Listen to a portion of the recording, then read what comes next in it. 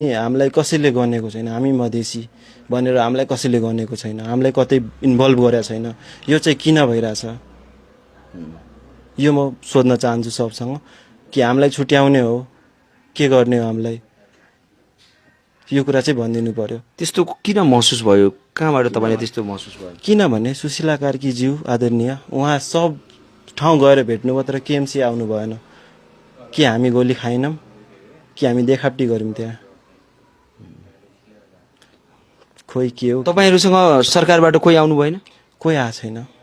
त्यो हस्पिटलको ओनर उहाँ पनि हामीसँगै हुनुहुन्थ्यो। सरकारबाट कोही आयो दाइ?